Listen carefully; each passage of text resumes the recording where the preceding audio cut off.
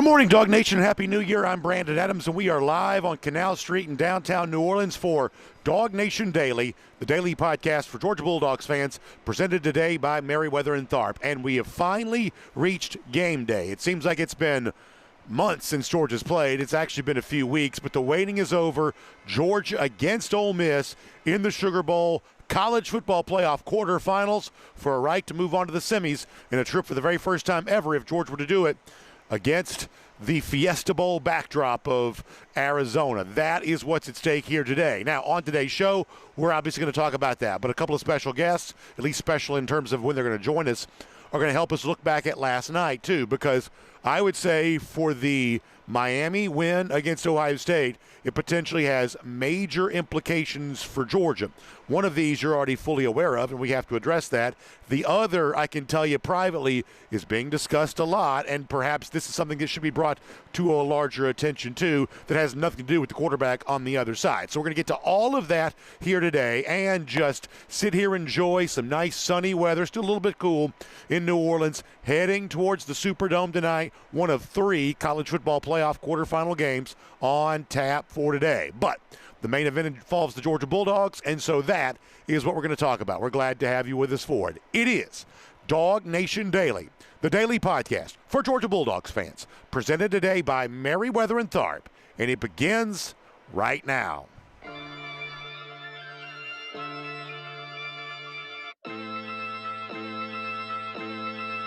Hey, big dog. Big dog, show my teeth 'cause I can't stop winning.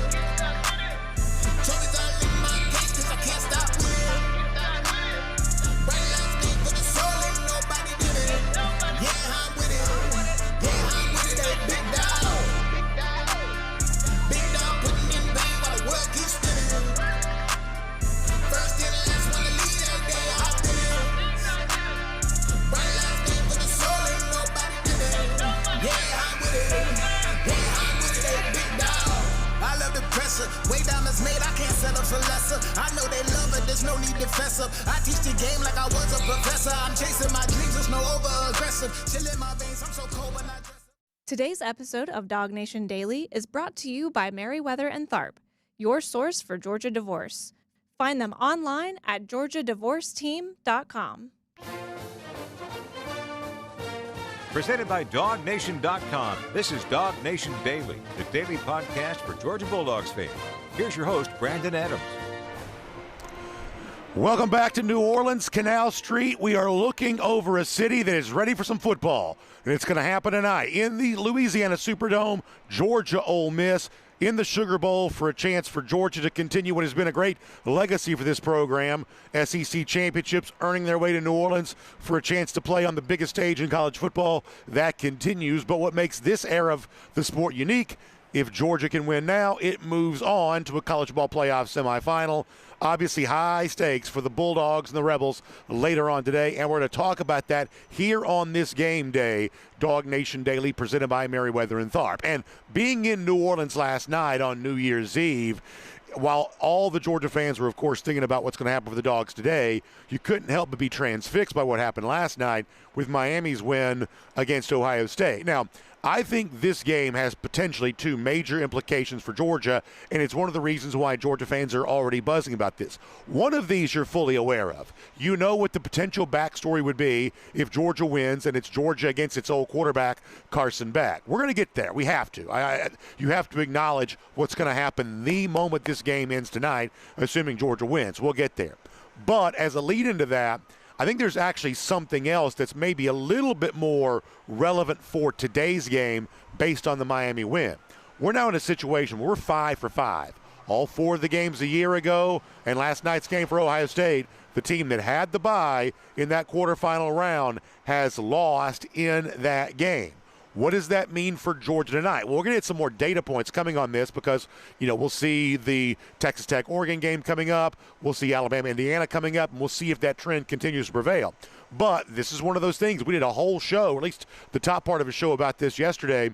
Kirby Smart expressing this essentially as his one lone concern for Georgia, the fact that it's been such a long time since they played and the fact that college football does this in a way that really no other sport does. So I'm going to bring in a guest guest to help me talk about this in a moment, but let me let you hear Kirby Smart, a clip we played for you yesterday, sharing his final remaining, maybe it's not a worry, probably a concern for Georgia, and after what we saw last night, it feels even more relevant. Here's Kirby Smart. Well, game shape. You can run all you want, but you can't get in game shape until you play a football play. A football consists of sprinting 10 to 15 yards, tackling somebody, getting up, going back, do it again, repeat that. You don't do that in a layoff. You don't go tackle live and hit people and risk injury, especially this time of year. So your fundamentals, blocking, tackling, can deteriorate really quickly if you're just worried about being in shape. So we try to attack it all. We try to simulate things, make things happen. As coaches, you get really comfortable and you don't make decisions in critical moments. And next thing you know, you're out there in special teams and something happens you haven't prepared for, where in the season you have a routine you follow.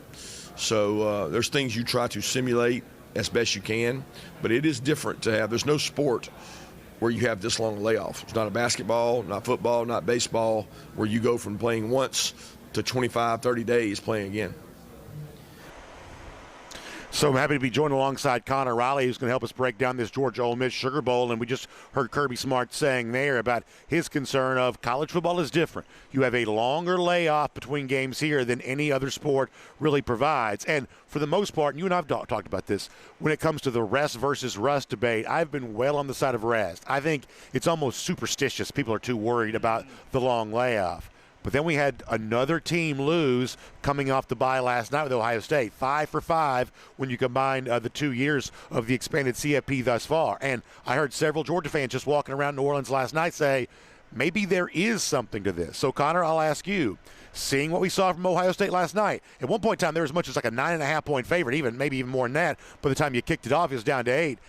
Seeing Ohio State lose, does it cause you to say or even consider maybe there is more to this concern about the long layoff than maybe I've initially been willing to give credence to? We are entering to quote Step Brothers, the tuxedos are actually kind of messed up territory when it comes to these long buys. I think the Ohio State one was the first time where maybe I was willing to consider, maybe there is something to this. Last year, the 4 teams that lost, they were all point spread underdogs. And so, they were technically supposed to lose. So you do wonder about that. But then you see Ohio State last night. They come out, they fall behind 14-0. While they're able to make it a game, it was just too big of a hole for them to dig out of. And, look, Kirby Smart, I went back through the transcripts. The very first comment he made after Georgia made the college football playoff was about addressing this layoff, attacking this bye in a different way. Now, he's called it more of a tweak than making major changes, but in talking to players this week as well, Lawson Lucky, when we got to talk to him on the tarmac, he said that it is a complete opposite approach to the way that the players themselves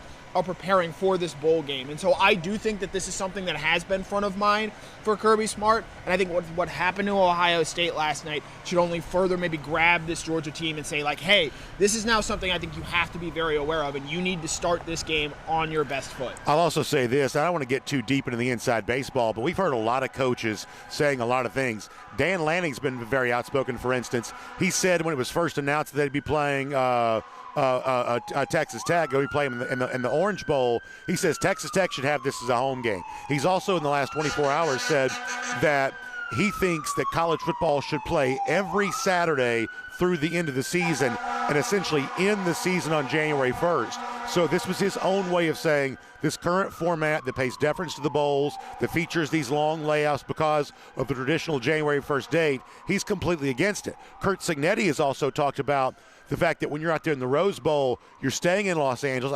I think this is what he means. You're staying in Los Angeles and you're traveling out to, like, say, Carson, California to go practice. He hates all of the logistics around their practice. These coaches right now, I think, are really pushing back against a bowl format for the very reason you just mentioned, Lawson Lucky saying it's totally different than anything else we do. I do think you've got to acknowledge it. Now, listen, this is not an excuse for Georgia. You still got to go win the game. But I think you've got to acknowledge, I think a lot of these coaches, and maybe Ryan Day will echo some of this now that his team has lost, they're a little bit perturbed by how different the bowl format feels than the regular week-to-week grind they're more used to. Exactly, and let's plan ahead here. Let's say Georgia wins this game. A week from today, they've got to be out in Phoenix, Arizona to go play Miami in the Fiesta Bowl. That is completely different from the way they had to go about preparing for this game. So I think that changes We'll find out later this month if they expand to a 16-team playoff. I think hearing Lanning speak on it so eloquently with the points that he has made about effectively turning just into a 16-week season, much like the NFL, and it ends on January 1st, that is something that is much more appealing, especially as you see these teams with these long layoffs and the way that they continue to be negatively impacted by it. And I mentioned the travel there. Let's say Oregon wins today, so they flew from Oregon to Miami for this game. They're going to fly back to Oregon after this game, and then they got to fly to Atlanta for the semifinal. That is a ton of travel, and it's essentially a 10-day period. And Georgia's not dissimilar from that, where they're going to go from New Orleans to Georgia to Phoenix, and then back to Georgia, and then potentially to Miami again. The logistics and the teams that handle this best are the reason and the teams that are going to advance farther. Now, on the flip side of this, though, we had John Stinchcomb on yesterday, and people missed that. I'll invite you to go back and check it out, because John, in this city, New Orleans, was a part of an NFL team that went 13-0. They lost their final 3 regular season games. John, as the starting offensive tackle, wasn't playing, at least the final game, maybe even more than that. There was all this chatter about going into the playoffs, as no team had ever won a Super Bowl after losing their final 3 regular season games, whatever else. And John said, right here where you're standing, Connor, yesterday, he said, listen, my body needed the rest, and I would much rather have that rest and much rather recuperate. We were all beat up. We were all banged up. The rest for his team, he said, was really valuable, and they weren't too worried about being rusty going to the playoffs, and they go on to win the Super Bowl, obviously in thrilling fashion against the Indianapolis Colts. So the flip side of this is, while, okay, Georgia's got to get back to the business of playing football today, there is some much needed rest for how many shots has Gunnar Stockton taken. I mean, you can go up and down. The fact that Colby Young might even be able to play, even some today, is at least somewhat attributable to the rest that Georgia's gotten. There are a lot of Georgia players, some we know, some we don't, that have had a chance to heal up a little bit over this time. So we can't act like it's all bad just because Ohio State lost last night, becoming the latest team with a bye to lose. We can't act like it's all bad. And I would agree, especially when you consider Georgia's superpower. The thing that Georgia does better than anyone, they are physically tougher than just about everyone. And so with this rest that they've had, that allows them to sort of recharge and get back to where they need to be. And so, you look at a Miami team, they'll have played Texas A&M, they'll have played Ohio State, potentially Georgia in 3 short weeks. I have to think that maybe if Georgia can get through this game, navigate the weirdness that comes with a 26-day layoff, maybe that's where the rest really pays Georgia a benefit, because of the fact that they'll have been able to space things out. They won't be as physically worn out. And in a game against Miami that could potentially be ultra physical, a lot of revenge factors in this game, in that game potentially. Tyreek Stevenson, Colby Young, Joshua Horton, Jaden Harris. I don't know if there's anyone else I'm forgetting. Lawrence Cager from back in the day. A lot, obviously, to focus on potentially with that Miami game in the event that Georgia is able to win, which, talking to some national people, I think a lot of national folks think it's a foregone conclusion. I think this Ole Miss team is going to be more than game and more than live tonight. So I want to talk about both those issues, the obvious looming scenario if Georgia were to win and what you just said. I've been saying this a lot the last couple of days. I really believe this is one of those games that the first quarter is going to tell us a lot. If we're in a state where wagering is legal in Louisiana right now. If you're a bettor, this is one of those games that a live bet look in to see, hey, does Georgia seem rusty off the top? If they do, maybe that prevails for the full game. Kewan Lacey, I talked to Davin Bellamy about this yesterday. This is a shoulder for a running back. I'm going to have a hard time taking Pete Golding at his word and Lacey himself at his word. Oh, they're fine. He's fine. He's ready to go, when he's going to take repeated blows to that shoulder. In the matchup in October, Ole Miss offensively was getting what it wants. We believe the Georgia defense is better now than it was then. Well, early on this game, we're going to get an indication of that. Connor, I think this game is going to be competitive. I think that Georgia's going to win, and they may even cover the spread. It's been 6.5. They may even win by more than a touchdown. But I don't believe it's going to be some 4-quarter walkover, and I don't believe that we're, making travel plans, tonight in the fourth quarter for Arizona. I think it's more competitive than that, but I do believe one way or another the first quarter is going to tell us a lot. It is, and where I think this game, and I think Georgia has the edge, is when it comes to the head coach there, where Golding might be able to plan things in the first quarter, have an idea, this staff, what they're doing, and plan out what they want to do. But in the fourth quarter, in the second half, when they got to make tweaks, when they got to make changes, Georgia won the first game in part because of the changes they made in the second half, in the fourth quarter of that game, when Lane Kiffin was the coach. And we know how highly Kirby Smart thinks of Lane Kiffin in terms of in-game management. This is Pete Golding's second career game tonight. It's going to be Kirby Smart's 138th. I have to think that the edge that Georgia has in terms of coaching, in terms of stability, a lot of guys on that Ole Miss offensive staff, they have a wandering eye. They're dealing with stuff when it comes to LSU at this point in time. Georgia's 100% focused on this game. And so because of that, I have to think that that plays a factor in some point. I think it shows up later rather than necessarily early on in this game. It's Connor Riley here on DawgNation Daily, presented by Merriweather and Tharp today. We've also got Jeff Sentell coming up in a moment. More with Connor, though, including the big topic that could loom for Georgia on the other side of this Sugar Bowl if it's able to win. First, though, let me introduce the show. Of course, as I said before, DawgNation Daily, presented by Merriweather and Tharp here today. Happy New Year. Welcome to 2026, and welcome again to New Orleans, where we're getting ready for the Sugar Bowl here tonight. And obviously having a great time, and it has been such a privilege to have you as part of our coverage all week here as well. And of course, we wouldn't be able to be here doing what we're doing if not for our great friends at Merriweather and Tharp, who we appreciate so much. And obviously, holiday time of year can bring about a lot of heavy things on your mind. Perhaps in some cases, it's not great memories of your, time in the past, or perhaps you're looking at your situation with a relationship and you say, you know what, maybe in 2026, I've tried everything I can do to save this relationship, to salvage it. I've tried everything we can do to find a solution here, but in some cases, you just get to a point where it doesn't really feel like there's going to be a positive resolution in that current situation, and you're looking to say, okay, well, what is next? Well, if that's the situation you find yourself here in 2026, first of all, I'm sorry, and I'm sincerely in prayer for you on that. I truly am. But I will tell you that if you view divorce as the next step for you, our friends at Merriweather and Tharp can help you navigate through that. They can give you some counsel. They can give you some information. You can tell them your story, and sometimes it's just sort of nice to have somebody tell your story to, and they can give you some wise expertise on what maybe you should consider doing next. Because when it comes to a situation like this, there may be plenty you've thought about, but I can promise you there's a lot of other intricacies related to the law that you don't think about because that's not the world you live in on a regular basis, but Merriweather and Tharp does. And they can do that for you now statewide. They've obviously been in Atlanta for a very long time, but they're opening up new offices all the time. In Columbus now, for instance. They've been in Athens and Savannah and Peachtree City and Carrollton, and all throughout the state, every single month it seems like there are new offices coming online there with attorneys who are entrenched in those court systems, in those local communities. They know the lay of the land, and that's the expertise they want to put together for you. So you can find them online. It's GeorgiaDivorceTeam.com. GeorgiaDivorceTeam.com. Merriweather and Tharp is your source for Georgia divorce. And, of course, we're happy to have them with us for a very long time here on DawgNation Daily, including live from New Orleans here today. So we had Jeff Sentell coming up in a moment. More with Connor Riley just for a bit here as we get ready to go around the doghouse, presented today by our friends at Daytona Beach. And so, speaking of Daytona in the state of Florida, you can't deny it. It's going to be a gigantic story if Georgia wins. Now, the if there is a huge if. Of course, you and I both think this game's going to be competitive here tonight, but it is a looming, as someone who not only, spends a lot of time around Georgia football, just around the state of Georgia and the city of Atlanta, one of the major media markets. This is one of the biggest stories in Atlanta sports history if it does take place. The former Georgia quarterback potentially playing his old team for a spot in a national championship game.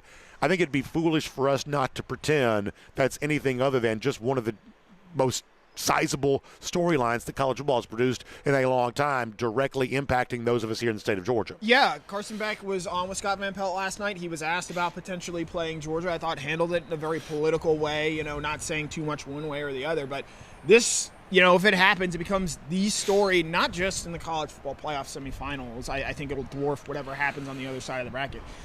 This is arguably one of, if not the biggest stories in all of college football in recent memory, and it speaks to where we are as a sport right now. We're in a 12-team college football playoff.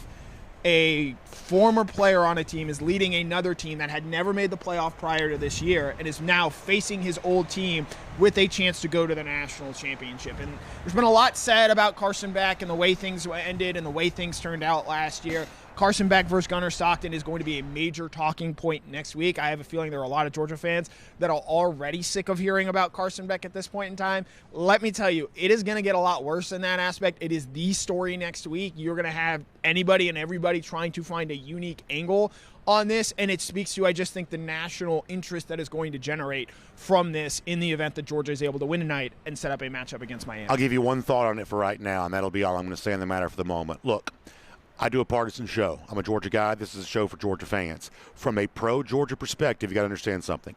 This is not tiddlywinks. This is full contact sport for millions and millions of dollars. Therefore, people going to be throwing elbows. So from this standpoint, let me tell you what I want. I want the microphones in Carson's face because I feel like if with the potential for distraction, assuming Georgia wins, once again, you have to make that assumption.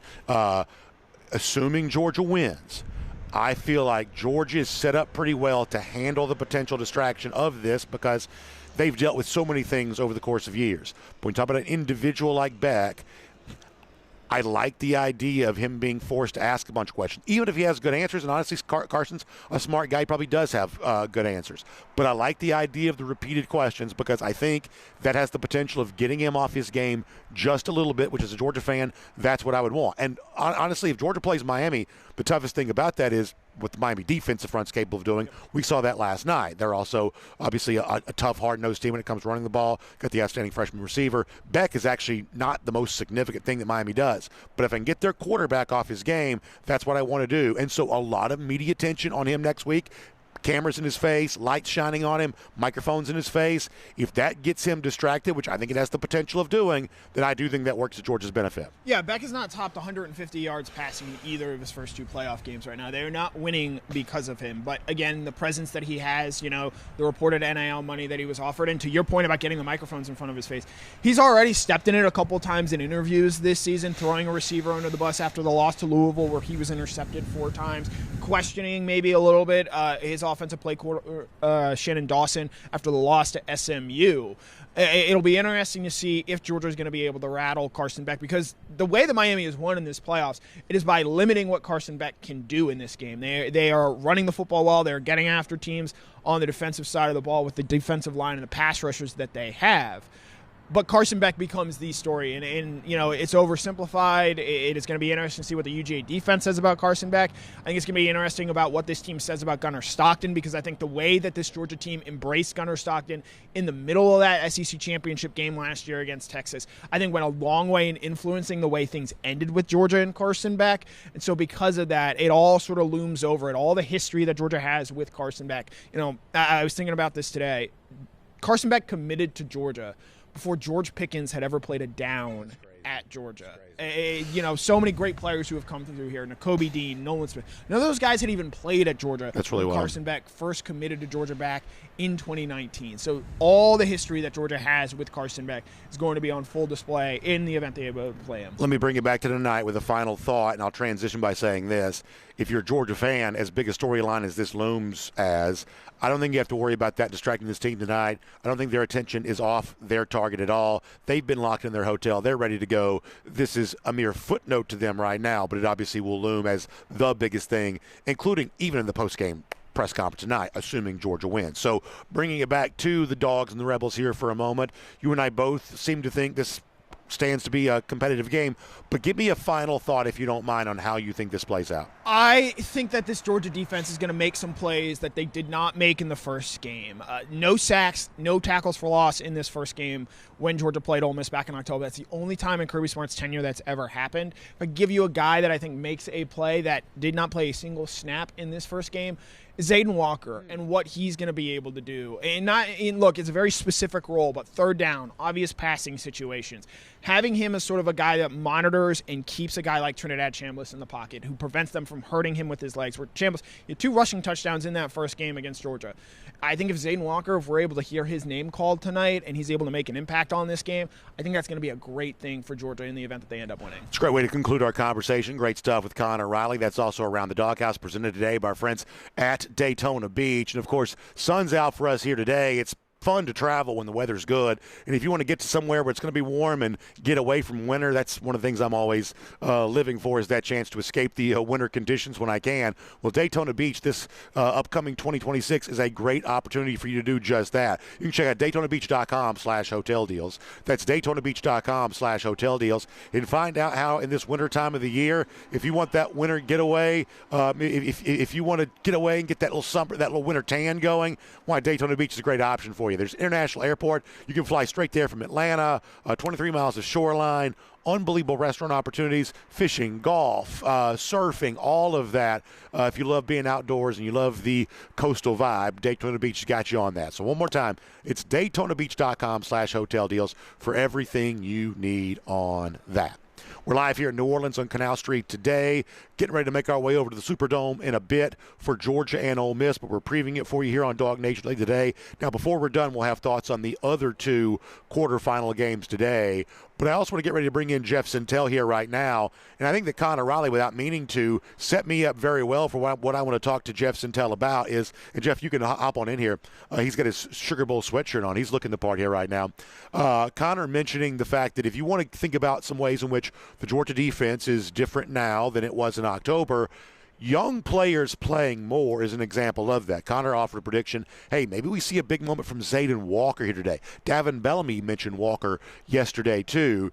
I do think that's an interesting part of this defense right now is that young players are playing more. Kirby says in this current age, you got to have them as part of your two deep, but they're also earning more playing time. Walker's an example of that. We'll get into, like, say, a guy like Rashawn Dinkins, who stepped in a huge way in the SEC championship, is going to probably be back in that role tonight here as well. These are guys that you covered as recruits, freshmen who maybe found themselves not quite buried on the depth chart, but certainly not at the top of the depth chart when the season began.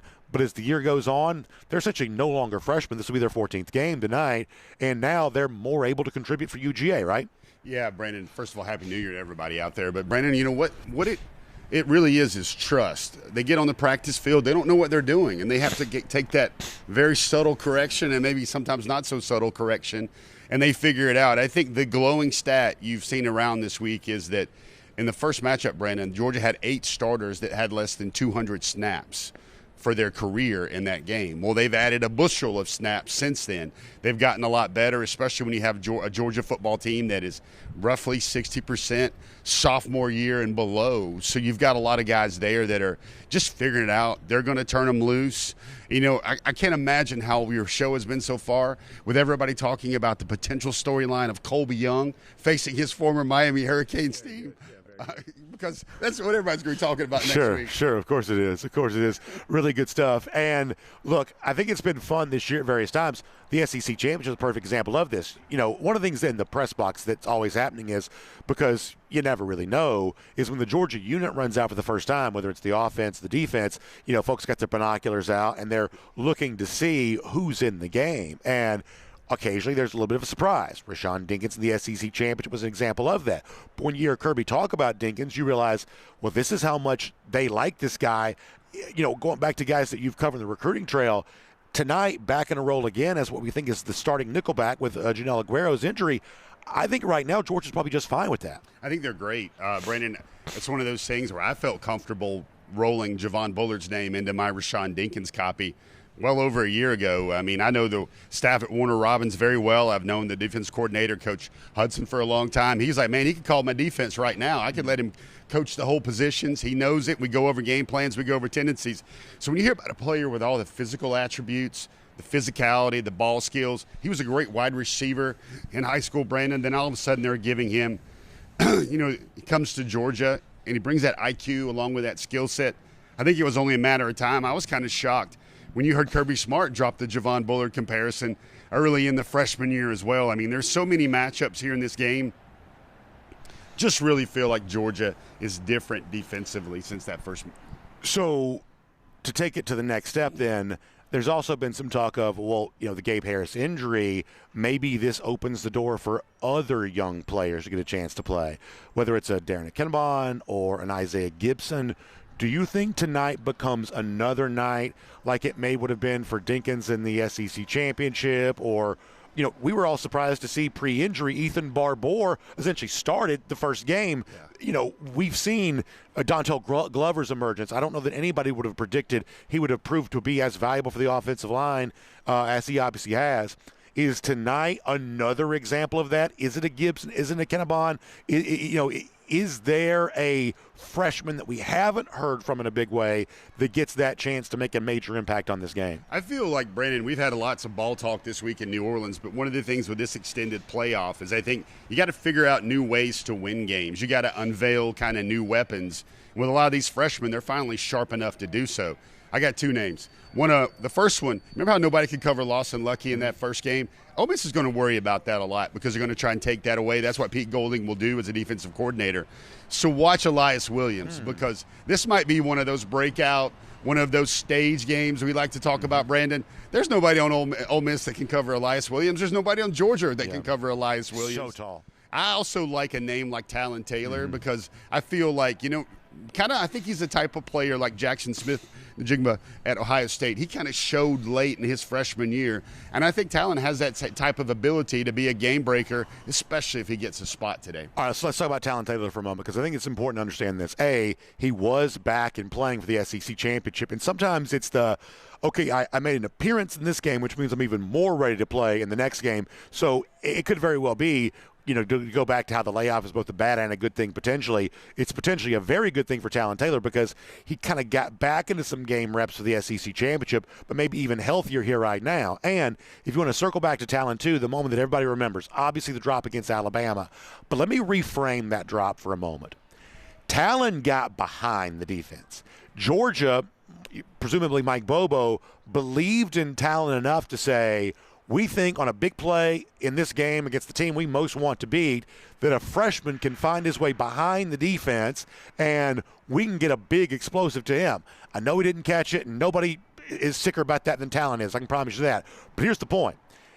Georgia has a freshman receiver that's capable of getting behind a defense that's actually playing in the quarterfinals here today. That's the weapon it gets back via injury. And if you throw that ball to Talon again, my guess is he catches it. So all of that's to reinforce the point that you're making, is that if I had to make a prediction between Colby Young injury, Talon Taylor injury, because Taylor did play some in the last game for Georgia, I think there's a better chance that Talon Taylor impacts this game today than Colby Young. Special teams play shows me a lot, too, because Talon was a full go in special teams as well as a gunner. Yeah. He's never done that before. And Brandon, you and I know Kirby doesn't put a freshman out there at special teams unless, A, he's toughening him up for bigger things, or B, he's already tough enough for bigger things. I'm going to make one of those 10-toe statements the young people like to say. Everybody's going to think about Talon Taylor and that drop against Alabama. I bet he has 5 more plays in his Georgia career more memorable than that one. Oh, I could certainly see that being the case. I mean, and look, as I've been saying, I think the early portion of this game is going to tell you a lot of what's the pace of the game.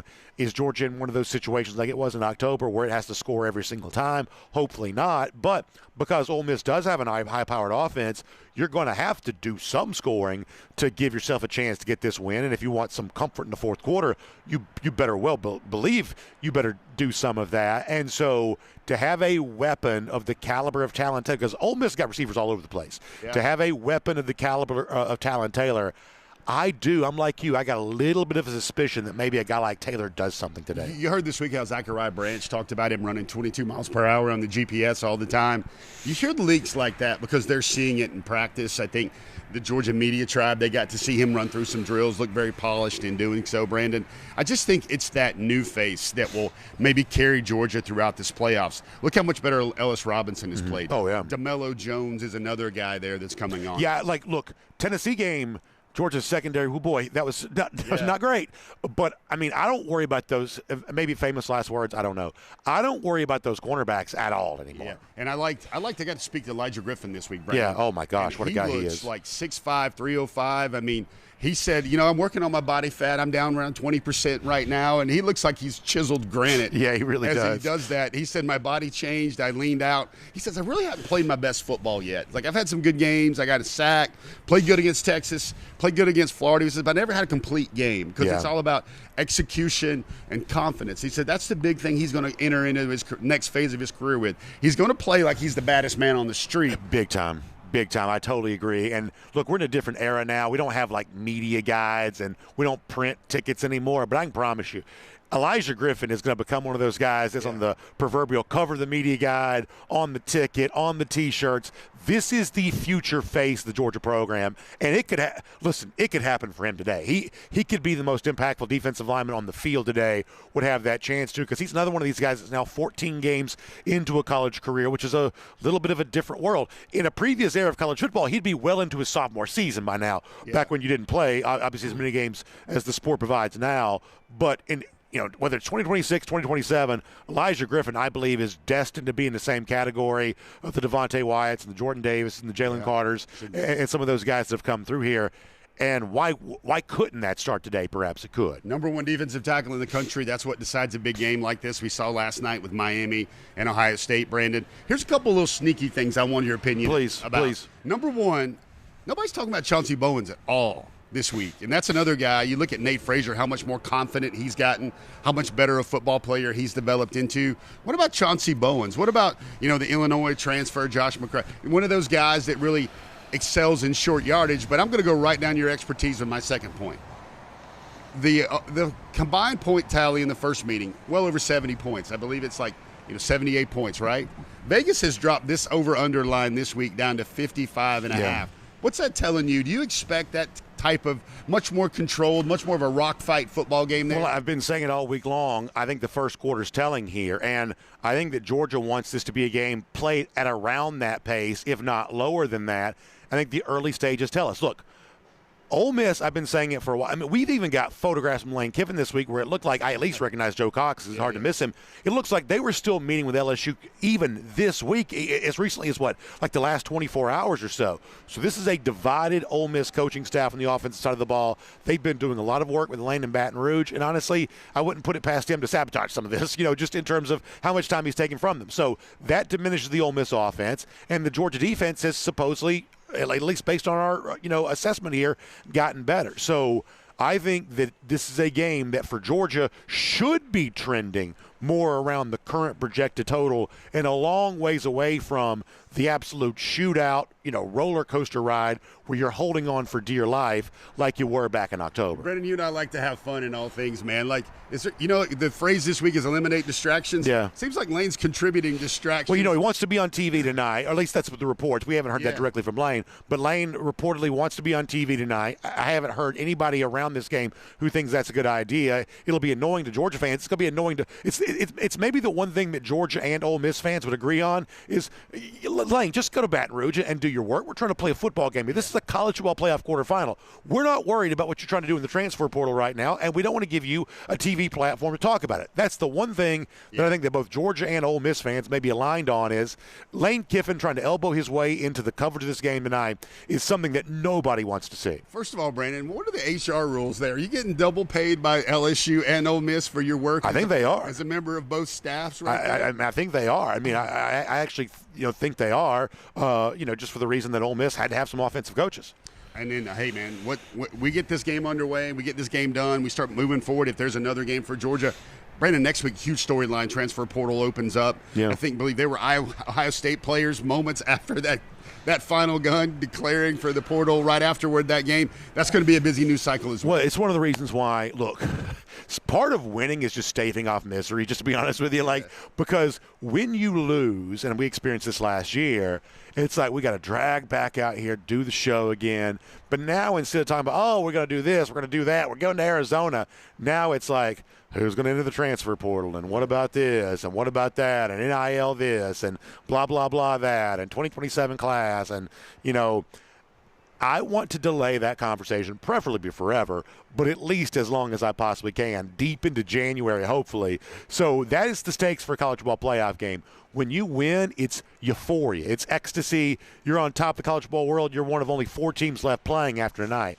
But if you lose, it's like Ohio State's thing last night where the Atlanta tight end and a lot of those guys are, they're all, exiting the program. It's just like the misery comes so fast because of the current college football calendar when you lose one of these games that in the post-game locker room, you've essentially got guys checking out of the program right there. Yeah, one of the things you got to do as a reporter, Brandon, is there will obviously be an open locker room after this game. And one of the things you try to do your job as a member of the media is you kind of talk to guys that may be those bubble guys. Is it the NFL? Is it the portal? Are you happy here? Like a lot of some of that reporting was done this week. You heard Gabe Harris said he's definitely going to come back in a lot of situations, but there's a lot of guys, and we've kind of talked about this a lot, Brandon. Anybody that's been at Georgia for 3 years now and is being passed by freshmen like a Elijah Griffin, a Rayshawn Dinkins, a Juan Gaston, a Dontrell Glover, those are guys that you have to consider as portal candidates. All right, you want to give me a final thought on anything from the week, what's going to happen tonight, anything on your mind before we let you go here? I just think it's going to be a showcase for Georgia. I like that storyline about younger guys moving to the fray because these will be kind of the core impact guys that are on the team. I'll be interested to see what the punishment is for Dontrell Glover. Okay. Does he miss the first series? Does he miss the first it's a fair snap? question. It's a fair question. Do they roll down Juan Gaston as the guard? I think that's probably what happens there as well as Georgia continues to get better. And, Brandon, I don't need that very impressive storyline Colby Young to do much this week. Yeah. I just need him to get ready for potential games down the line. Yeah, I mean, I don't know if I've said this to you. I've said it in our shows. I have a very modest expectation for Colby. I don't think much tonight. And I feel the same way about Keewan Lacey. I've said this, that my assumption is if we think you're hurt, you probably are. And so for Lacey, for Young, all these guys of, how healthy are they? My assumption is always less healthy than we think they are. Yeah. But going back to, like, say, George Pickens in 2021, Pickens has the one big explosive against Alabama. If Colby could give me even one more big catch before the month of January comes to an end, that's the kind of thing that could change Georgia's season. Now, maybe he gives you more than that. Maybe he does it tonight. But if Colby can give you even one more catch before this year comes to an end, because the kinds of catches he gets, they're third downs, they're red zone. Colby catches balls in big places, tough spots on the field. Even one more catch from Colby Young at some point this season could literally change the outcome of the year for Georgia. The one thing people don't recognize, he's big, he's a physical, he's a prototype ex-receiver. Brandon, he's over 24 years old. He's been in college football a long time. He went to JUCO, he went to Miami, he had seasons at Georgia that were incomplete because of injuries. And I mean, lots of times that matchup for that Ole Miss guy is going to be about 4 or 5 years younger than him, trying to guard him. He's also a guy that the players love, the coaches love, and so it's additive from a cultural standpoint to get him back on the field too. So, Jeff, that's going to be a lot of fun. I'll see you inside the Superdome later on today. Thanks for popping over, being a part of our show here today.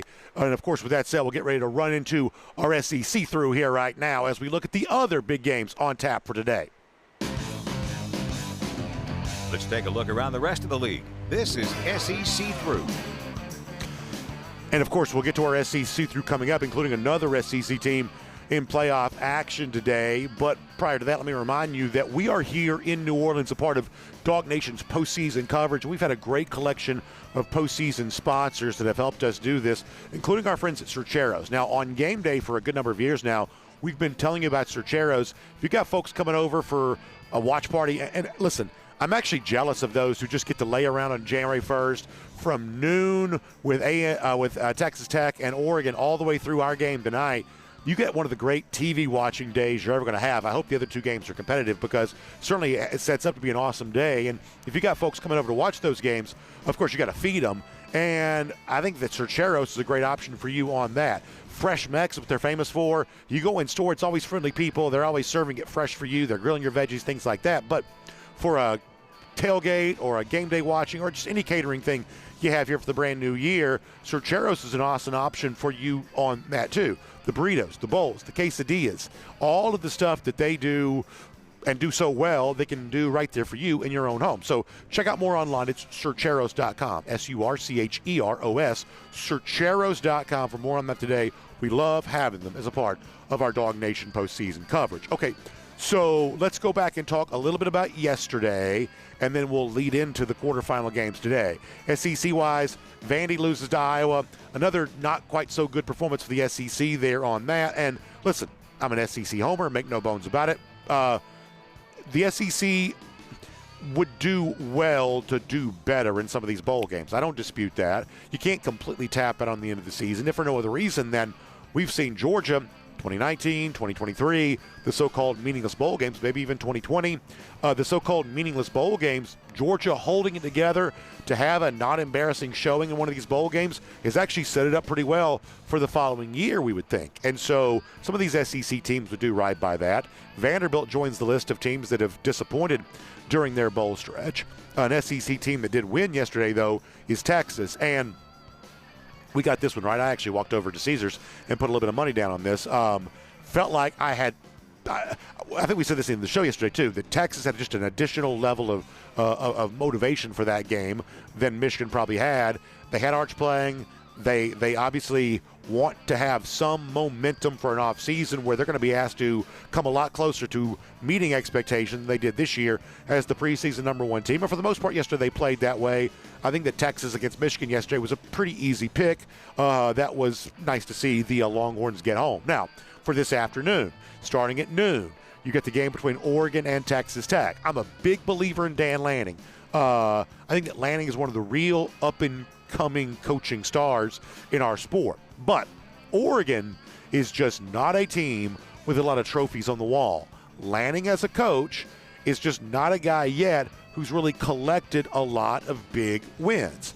A couple weeks ago against James Madison, you can make case, or last week against James Madison, you can make case that's one of Lanning's bigger wins because it was a win that allowed him to advance in the college football playoff. So I find myself today looking at Oregon in the position of saying, I need you to show me. I need you to show me you can do this against a very, very formidable Texas Tech defense. Now, we did a whole thing off the top of our show about, the layoff and the bye teams losing and blah, blah, blah. Maybe Texas Tech succumbs to that the same way Ohio State did last night. Honestly, I think you should be looking at this. I think you should be paying very close attention to see if that's the case. But for now, I'm actually going to take a flyer on Texas Tech in this spot. They're a 2.5-point underdog. I think they may actually win the game against Oregon today. I really like what they're doing defensively. Now, they don't have a lot going on offensively, but I do think they could control the clock, and by doing so, perhaps control the game. I'm on Texas Tech today. Rose Bowl this afternoon. A little earlier start than normal for the Rose Bowl, leading into Georgia and Ole Miss after that. Obviously, you know the issue here. This is, in fact, I ran into an Alabama fan in the hotel a little earlier, and he saw me. He's like, is Georgia going to win today? And I said, yes. And I said, do you think Alabama's going to win today? He goes, speaking about Indiana, he said, listen, he goes, hey, they're new to this. We're true to this. That's what he said. I thought that was pretty funny. And obviously, in some ways, that's kind of what I think people do think here. Alabama, obviously dating back to Nick Saban, has made numerous trips to the college football playoff. They've even been in the Rose Bowl a couple of times before. Indiana on a bigger stage than it's been on. We saw Fernando Mendoza be far better against the, I don't want to say lesser teams, but the less heralded teams. The numbers for Mendoza far better than they were against the better competition the Hoosiers played. When it comes to Indiana, I've been wrong about them plenty. The way I've said this before is I was not there for the wedding, and I'm not going to be there for the funeral. I am going to stay where I've been with the notion that I just don't believe in Indiana, and I don't believe in them today. I do believe Alabama's going to win. I told y'all when the college football playoff field was announced that my official prediction is Georgia-Alabama for a third time for this national championship. You got to believe, the only time in college football history same teams will play 3 times. That's what I believe is eventually looming for Georgia here. Obviously, the Dogs got to take care of business to get to that point, but that's what I think is going to happen. So give me Texas Tech, give me Alabama. I guess I like both underdogs today, looking back on it. Favorites typically have done well in these CFP games, but I guess I'm on both underdogs here today. Should be a fun thing to see.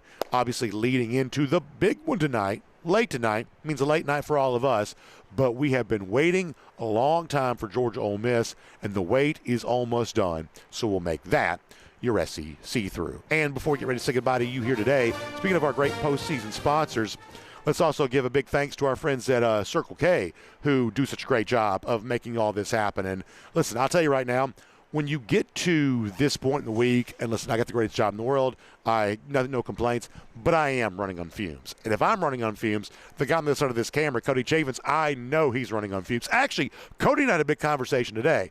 We're having breakfast. I'm having my 4th cup of coffee. Cody's having a little bit of soda. I'm like, Cody, you got to get off the soda. You got to get the coffee in the morning because it's just a lot more caffeine.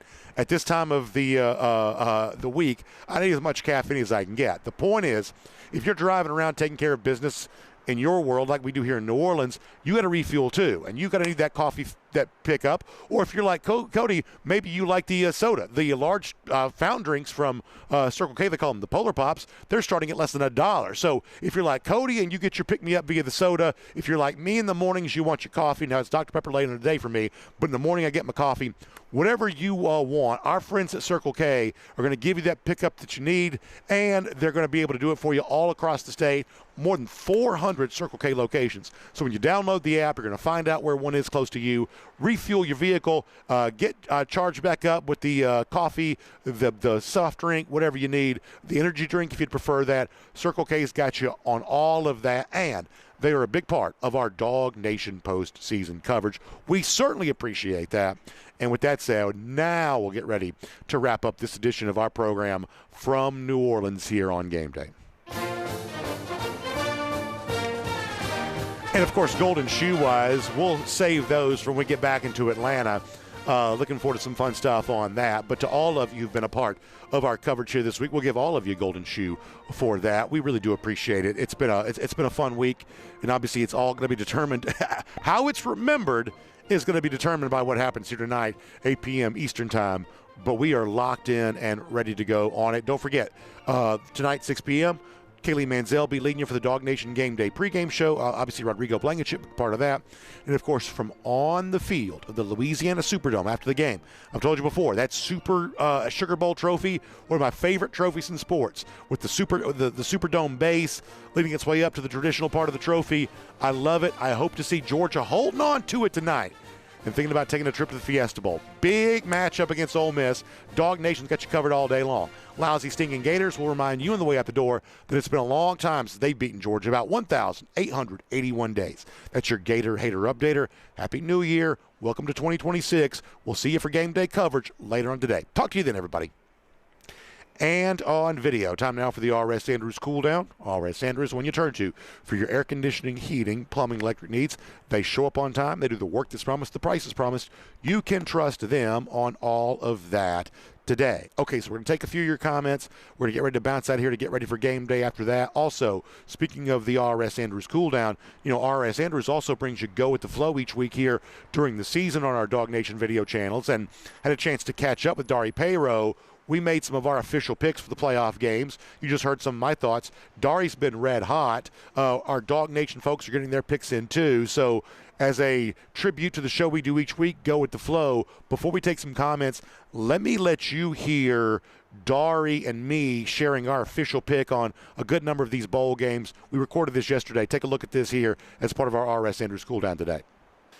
And here's a part of our R.S. Andrews Cooldown. We're going to do kind of a makeshift version of Go with the Flow presented by R.S. Andrews. Now, the problem is bowl week, our Dog Nation team is sort of flowing everywhere, so we're gathering our picks for our regular Go with the Flow panel, Mike and Jeff and Connor and Kaylee. But the most important person to make the picks is Dari Payro, because essentially he's been the hottest guy over the course. Much like Georgia has gotten better as the season goes along, Dari Payro peaking at the right time too here with his picks. In fact, he has a chance before this season is done to overtake Mike at the top of the standings. So you better believe we want to keep this contest going, and we're going to try to make a little money here too with the picks for these bowl games. And Dari, as I say hello to you, I'll also let you know that because we're in Louisiana, all of our lines this week, this is not an ad, I'm just telling you, these are the Caesars lines. So we may actually, based on what you give, information you give us, I may walk right over here to Caesars and put a little action down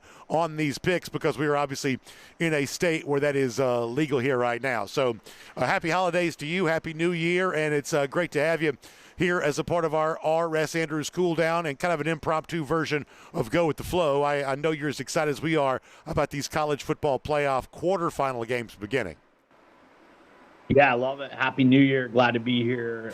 Wish I could be down there with you and the team and all the fans with Georgia for that game. It's going to be phenomenal tomorrow night. The bowl game started off great with ECU with big upset against Pitt. Absolutely love that. Playing without our starting quarterback, best wide receiver, best running back, best tight end. Great job by the coaching staff to get that going. Today's a slate with a ton of great football. So I'm kind of excited today as well to watch these games and going into tomorrow. Yeah, I think it's a great time just to settle in and watch these football games. And whether you got a pick on the game or not, it's still just a fun way to enjoy the ringing in of the new year. So, speaking of picks, make a few of these here right now, starting obviously, as we always do, with Georgia and Ole Miss. Dari, my official pick is Georgia minus the 6.5.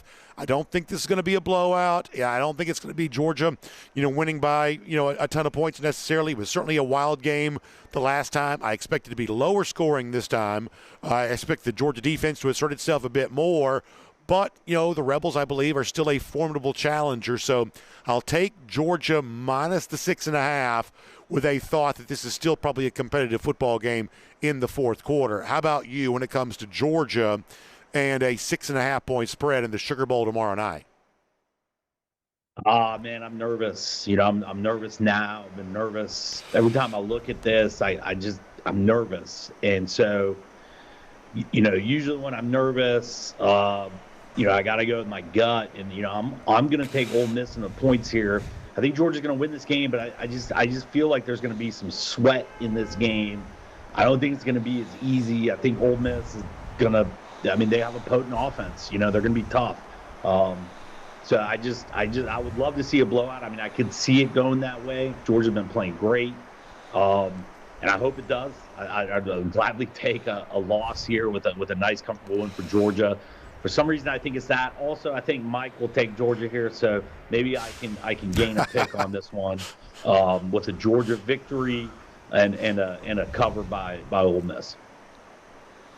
Yeah, Mike is in his hotel room right now, probably putting his system together to try to figure out what it's going to say here. He's just trying to delay this process, I think. So either way, we'll find out what Mr. Griffith says about this. Moving on to the ReliaQuest Bowl. Now, listen, for me, Dari, I'm always going to think of this as the Outback Bowl, but I guess it's officially the ReliaQuest Bowl now.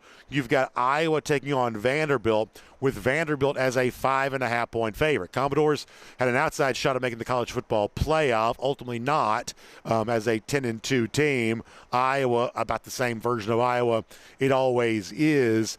I'm going to take Iowa, though, plus the points here for the simple reason that as we get deeper into bowl season, we haven't really seen a great performance from the SEC to this point. I think the quarterfinal playoff games are going to change that to a certain extent, but we have not seen the SEC be great here thus far. And the Big Ten, at least as you and I are recording this, is so far undefeated. So I don't, for the most part, Vanderbilt's shown up for every game this year. They haven't really tapped out against anybody, but I'm at least skeptical enough of the SEC bowl performance to say, you know what, maybe Iowa, physical team plus the points, is worth taking a look at here. So maybe against what people would normally expect me to do, I'll take Iowa plus the 5.5 against Vanderbilt here today. What do you think about that? I like it. I'm going to take Iowa as well. I like getting the points here. I like fading Diego Pavia after his antics. I think Iowa is the right defensive team to come in here, and I think Iowa's going to win this game. So I may sprinkle a little money line action here on the Hawkeyes. And then staying in the state of Florida, the Citrus Bowl features Michigan against Texas. This is one of those helmet games that sounds like, oh my gosh, this should be the college football playoff or something like that. Instead, it's a relatively meaningless game. But two things for me on this. Michigan is, as a program, is just an absolute disaster right now. Obviously, with the firing of Sharon Moore, and obviously Kyle Whittingham won't have his chance to impact this program until after all of this is done. I can't imagine the focus for the Wolverines is very high right now, and I do think in a weird way Texas sort of needs this game. I think that they want to, come back next year with what feels like some momentum, and obviously preseason number one this year, that didn't work out, but they want to get back on track a year from now. I think much like Georgia has viewed the so-called meaningless bowl games as a pretty good springboard for the next year, I think Texas is going to try to do the same thing. I think it's the best I can guess, and all of this right now is our best guess, it's a pretty motivated Texas against a Michigan team that's going in 100 different directions right now. That's enough for me to actually really like Texas -7 kind of a lot. It's probably a square play. I'm sure the entire world is on Texas here in this spot, but sometimes the public is right. I like Texas -7 here. What do you think about the Citrus Bowl with the Longhorns giving 7 to the Wolverines? Yeah, I'm going to take Texas. I haven't had a chance to look to see what the public bets are and percentage that's on Texas here. So it may be a fade based on that. But I'm going to take Texas just on the sole thing that Sark, wants to prove that, he can win this game. And he's still talking about he should have been a playoff team. And, I think he's going to try to drive that message home with a win here, even though it's a battered Michigan team. Texas have also had a lot of people leave and enter the portal, so they got a lot of shuffling going on as well. But I think the motivation for Sark and his coaching staff to try to get a nice win, maybe a double-digit win, I think is high versus a Michigan team right now.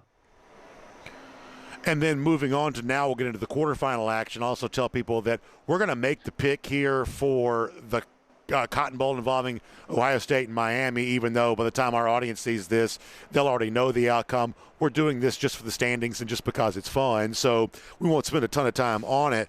But I do like Miami plus the points here. I don't think Carson Beck is enough of a big game quarterback to win this game.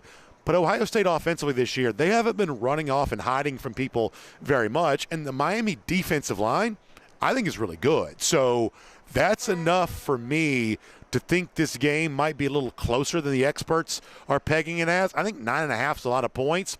I'd be shocked if Miami won the game, just being honest.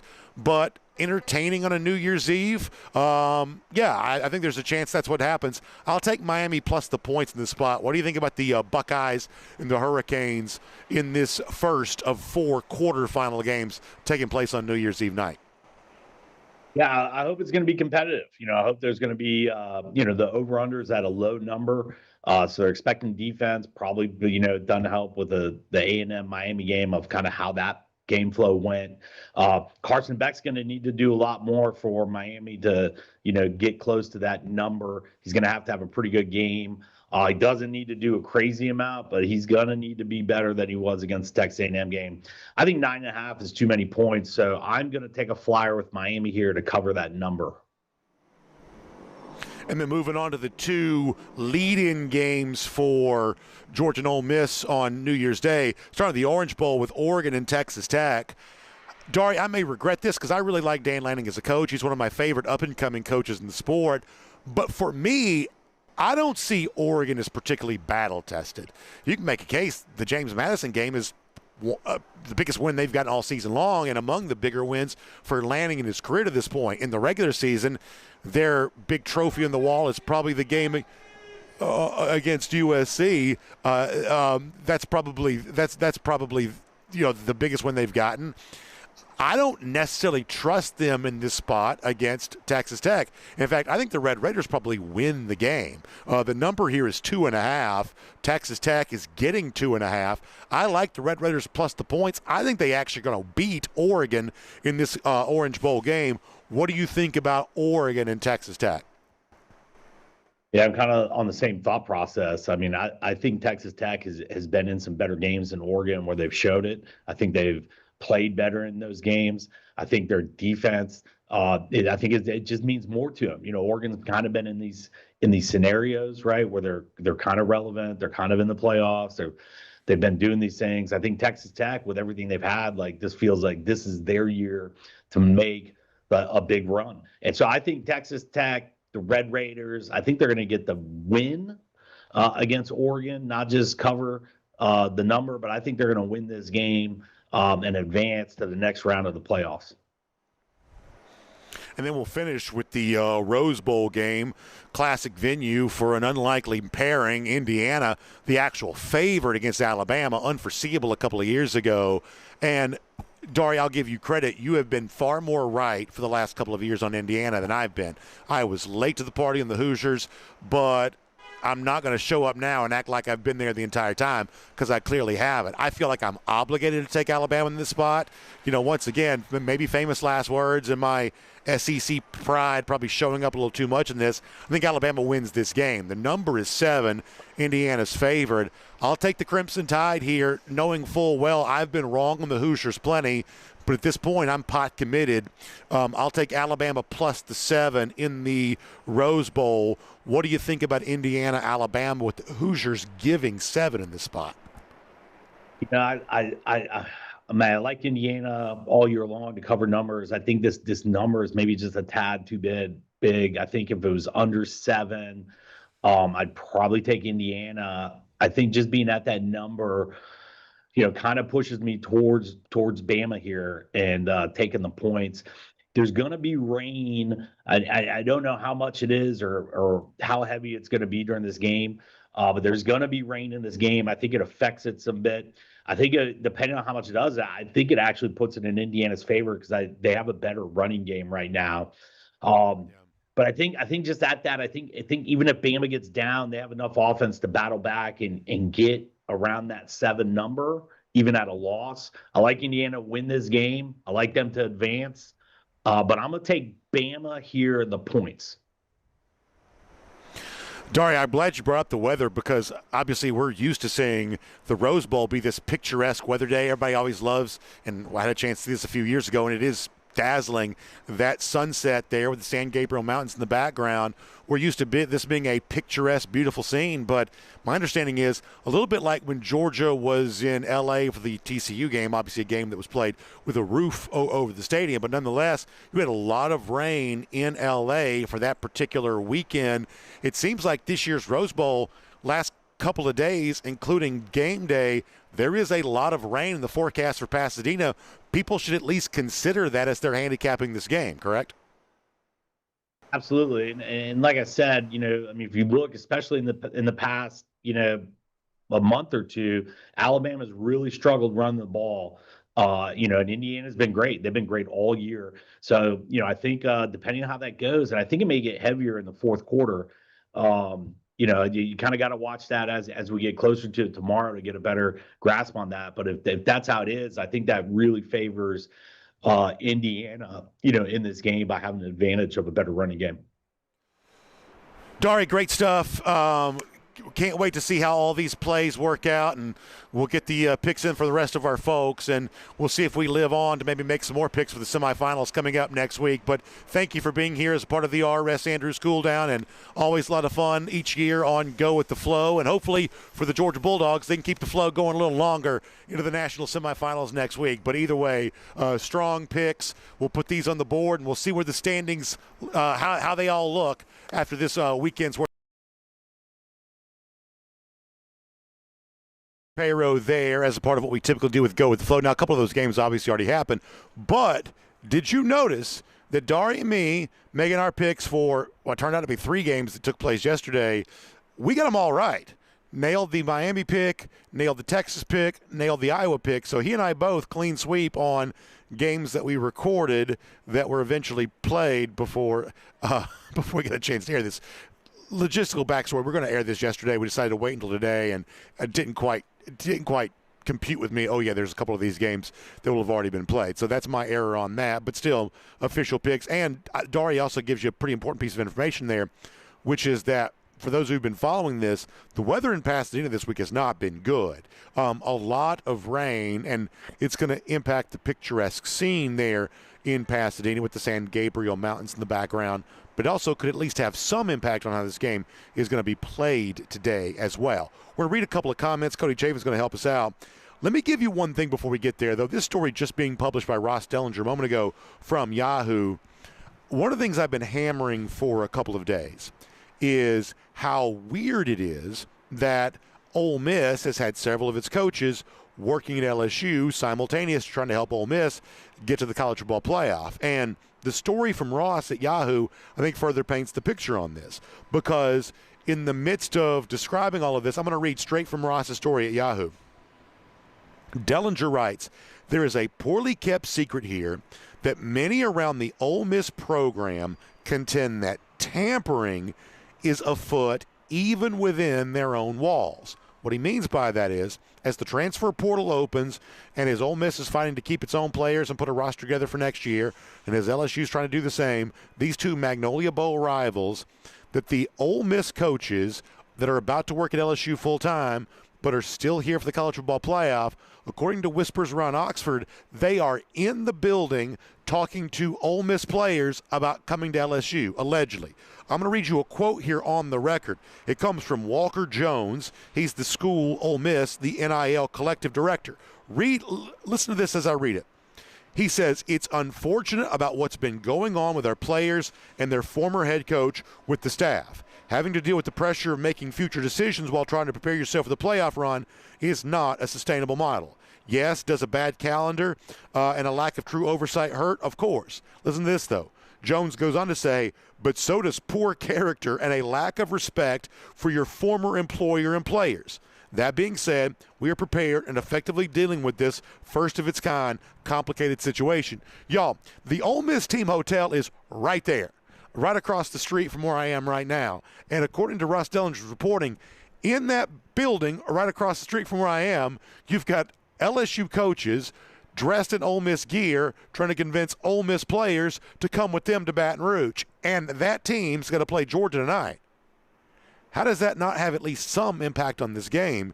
You'd like to think it probably would. So this just being reported by Ross Dellinger from Yahoo, I find that to be pretty interesting. Let's get a few of your comments, and then we'll get ready to roll into a game day coming up after that. Dennis Wilson, by the way, checking in. We knew we'd see him. He says, do you remember that song from MC Hammer, Can't Touch This? I mean, I know Miami fans remember Can't Touch This because the MC Hammer era, late 80s, ooh, boy, Miami had it going, Dennis. Miami had it going in that late 80s. I can only imagine how much you must have loved the 1980s because Miami was everywhere. Now, they won last night. Hardly scratched 300 yards of offense, but they won last night, so I know you're feeling great. I know you're walking around like, man, it's like 1980 whatever all over again. Jimmy Johnson, I think he may have gone to the game with your guy Life Wallet Ruiz, who's essentially gone broke. But listen, I know it must have been feeling like the 1980s. You had your Sonny Crockett, Philip Michael Thomas gear on. You were living it up last night, and I'm certainly happy for you, Dennis. That's awesome stuff. Let's see what else is. Christy checking in. Christy, I'm glad to see you. Happy New Year to you. Always good to have you in here today. She also likes it when I go after Dennis. So, Christy, it's always fun to see you enjoying that, too. Freeman Durden says the Ole Miss coaches have too much going on. Freeman, I feel that way. Now, listen, I'd love to tell you that guarantees that Georgia's going to win 42-0. Maybe they will. But I think when you've got a guy affiliated with Ole Miss willing to go on the record about these coaches are of such poor character, they're trying to steal our players while they're still working for us, that doesn't feel like nothing to me. That feels like a thing to me. And we'll see if it impacts the way that Ole Miss plays. Cody, you got anything else going on over there? Interesting. I'll tell you a little story. So I was watching on Media Day, Joe Cox, all the Georgia reporters wanted to interview Joe Cox. Joe Cox spent a lot of time on the phone, and I don't know who he was talking to, but talking about being pulled in different directions. Was he talking to LSU recruits, or who was he talking to at that point? You just wonder. Well, I'll add to this, too. I think that Lane Kiffin has shared a photo. Sometimes you never really know what's real and what's not, but I think this was of all of the LSU coaches working with like the last 48 hours, 24 to 48 hours, and it's hard to miss Joe Cox. He was there. So we were told that, okay, well, last week it's not a game week. The Ole Miss coaches that are at LSU are going to go to Baton Rouge, are going to work, and they'll come back here. But based on this photo, I think you're left to conclude they were also working for LSU a little bit this week too. I mean, well, once again, I'm not that smart, but that has to impact your game planning, right? It has to a little bit. You would think it might. Let's see what else. Folks thought that the 3-week layoff might be good for C.J. Wiley. You talked to Jeff about some of those freshmen who might make their presence known for the first time. C.J. Wiley seems to be a candidate. He's one of those guys, Kirby Smart. When people he brings up that name, when people don't ask him about it, yeah. And so that always feels like a guy that Kirby knows something that we don't, and that could be a guy. So this goes back to what Jeff and I were saying, Cody. I really believe that a freshman's going to do something today, and it may be one of these freshmen we haven't talked about a lot yet. It's one of those things where I don't know. It just sort of feels like at 2 a.m. tonight we're doing this post-game show that somehow a big freshman, whether it's Jeff mentioned Connor mentioned Zayden Walker, Jeff mentioned Talon Taylor, you mentioned C.J. Wiley. You could do all kinds of guys maybe in between, whether it's like an Isaiah Gibson or Darren Kilmon or one of those guys coming off the edge. It just feels like a freshman makes an impact on today's game. It seems like that's probably the way it's going to go down. Tony Huff gives you a look at the sugar fall in the sky. I love that. And let me go over to DawgNation.com. And Cody, if you got anything else at Facebook or something, you can do that there too. SEM Dog says, time to let the big dog eat some Cajun-flavored Rebel remains. There you go. Obviously getting ready for that. I'll tell you this. I've eaten way too much Cajun-flavored food. It's one of those things where, like, I brought my big pants in case I needed to wear them. Well, guess what? I needed to wear them. I have eaten way too much gumbo and jambalaya, and, oh, my gosh, I got to go home and go on a diet. Randy Hall says Ohio State was aiming for the -3 rushing temp last night. Yeah, I mean, people have been saying this about Ohio State, and sometimes, look, things seem true until they're not, but there have been a lot of people who have been calling out Ohio State. They play pretty slow right now.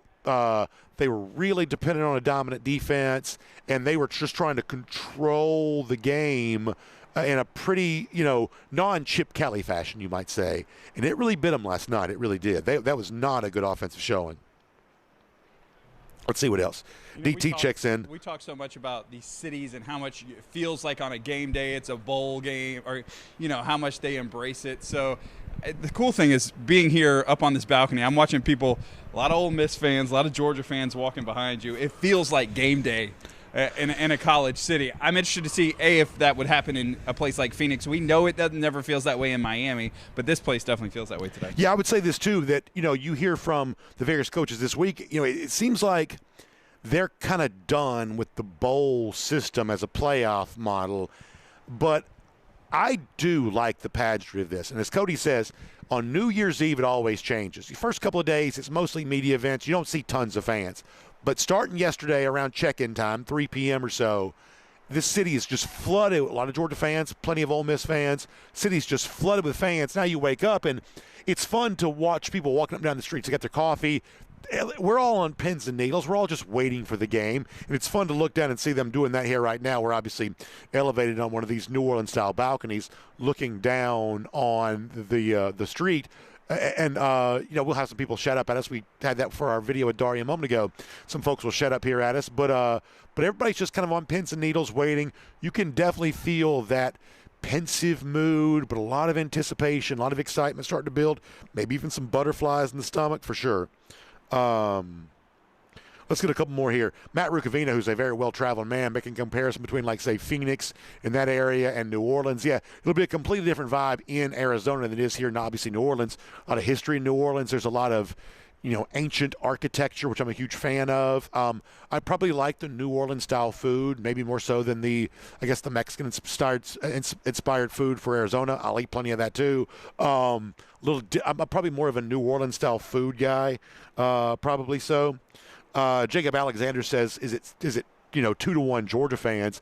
No, not at all. If it's closer to 2-1 the other way, I don't think it's going to be quite 2/3 of the building being Ole Miss fans. But it's always hard to judge. But Cody, are you confident in saying that thus far we've seen more Ole Miss fans than Georgia fans? Are you confident in saying that? Yeah, and it's hard because everybody's wearing red. Yeah, that's a good point. To be honest, like from here, so if they're wearing that powder blue, and I'll try and zoom in here and see if we can see those folks in the back. As we look down, you're almost at so that's a little bit of a look on the street right now. That's just below us. And just folks in red walking back and forth. Some folks in the blue, but yeah, I would say right now it felt like more Ole Miss, but a lot of dog people out here. Yeah, it's kind of like the meme from the movie that came out a year or so ago. Was it Civil War? Where like the guy's like, "What kind of American are you?" This is one of those things where like, "What kind of red shirt are you wearing? Is that the script Ole Miss or is that the Big Power G?" There's a lot of that going on. And a good live look at what's happening. SEC shirt or is it a SIP shirt? I've gotten fooled by that a couple of times. A red with a SIP, and I thought it was an SEC logo for a Georgia. I love the fact that we're just getting a man on the street look here right now. That's good stuff. Okay, let me do a couple more, and then we got to go because we got to get ready for the game. Rob Phillips says, "Did you see this Scott Van Pelt interview with Carson Beck last night, asking about possibly playing UGA?" I heard about it. I think Connor told me about it. That Beck was already asked about that, and I got to tell you, in this world in which if that game does happen, I want him facing as many distractions as we can get him facing. In a situation where there's massive media attention on a game, if it were to occur, I trust Georgia to handle that more so than I trust Carson. So I want every interview, I want every camera, I want every microphone, I want them following him everywhere he goes. And if he thrives in the face of that, then I'm happy to shake his hand. But for a guy that, I don't know. I think it would be interesting to see how he's going to respond to the attention that he's going to get, because it's really his responsibility to tell the story of what happened last year, more so than I believe it's Georgia's responsibility. Because guess what? Georgia's doing fine. So if there's a story to be told, it's Carson's responsibility to tell it, assuming that game takes place. But obviously Georgia's got a lot of business to take care of tonight before that even becomes much of a concern. Let's see what else. Jennifer Stevenson Fleming says, who's our defensive hero tonight? Boy, for me, it feels like it's going to have to be one of these cornerbacks. An Ellis Robinson, DeMello Jones, Dalen Everett, who we had some fun with. Somebody making a play on a ball in the air, because obviously Ole Miss wants to throw it plenty, especially if Lacey's not 100% healthy. It feels like one of those guys making a big play may be the difference here today. Savannah Bryan checks in to say UGA is the only team to get a bye both years of the 12-team playoff. Interesting to see if Kirby Smart made the changes to break the trend. I know he's tried to, and I know he's taking it very seriously. It's one of the reasons why he played that clip yesterday and played it again today. When Kirby gets that specific, when he starts saying we're the only sport that does this and blah, blah, blah, getting that specific means that he's thought about it a lot. And if he's thought about it a lot, that means they put a pretty significant plan in place. So I will tell you, and this is dumb, but I'm a little more spooked by this because of what happened to Ohio State than I was before that. I really am. Now it's 5 for 5. We'll watch what happens with Oregon and Texas Tech and Alabama, Indiana today. But I'm a little more spooked about it. I am. I am. So we'll see. We'll see. Let's see what else. We're going to get ready to go. Doggy says he was shocked by Miami's physicality last night. Yeah, I like messing with our guy Dennis, who's in our comment section and everything like that. But I don't mind telling you, that Miami defense, for really offensive and defensive line, they're very good on both lines of scrimmage, and that's one of the reasons why they are where they are. There's no doubt about that. All right, final comments at YouTube, then we got to get ready to go here and get ready for a big day of coverage. BF4 says, what's on your menu for today's Georgia football? So I don't know. I think we'll probably wander around here and see if we can grab some more gumbo or jambalaya or something. At this point, I feel like they say what the earth is, covered by what, 3/4 water, 2/3 water. I feel like my body internally is about 2/3 rice right now. So we'll see if we can cram some more in before the game. From Jersey rocking it. By the way, Stephen Venanzi's here for the game today. I love to see that. That's awesome. Dennis Wilson in here talking about Carson Beck again. All right, Cody, any final thought from you? No, I love it the way Jimmy Spires put it. We better play like our hair's on fire. Love it. Yeah, Let's listen. see the dogs get out there and get after it. That's what it's going to be here today. All right, thanks for being here. Y'all check out RS Andrews online, rsandrews.com. Air conditioning, heating, plumbing, and electric needs. They show up on time. They do the work that's promised for the price that's promised. You can trust them on that. So, game day pregame show comes up 6 p.m. Eastern. It's Kaylee. That's Rodrigo Blankenship. On the field tonight. I'm talking about deep into the night, into the wee early morning hours. We'll see you for the DawgNation post-game call-in show. And this is going to be one of two things. And this is really what, like the secret of life is the fascination that comes with not really knowing the outcome of something. It's either going to be euphoria and bliss as we talk about moving on to the college football playoff semifinals, or it is going to be a knockdown, drag out of just negativity and misery. And there really isn't anything in between. It is going to be one of two very disparate outcomes here. So, obviously, we think it's going to be the good news, and that's what we're obviously hoping for. So, we will tune in together and find out here tonight. And one more time from New Orleans, bleary-eyed on no sleep. There is no telling what I may say on tomorrow's show. But we'll be right back here to close it out and get ready to go home after that. So thank you for being here today on DawgNation Daily, presented by Merriweather and Tharp, to all of our postseason sponsors who have been with us. Hopefully we get a ride with them for a couple more weeks here. Hopefully that's the case. Either way, we'll go along with you on the journey. Later on, from the Superdome for game day, back here tomorrow in New Orleans one final time. DawgNation Daily, presented by Merriweather and Tharp. We'll talk to you then, everybody.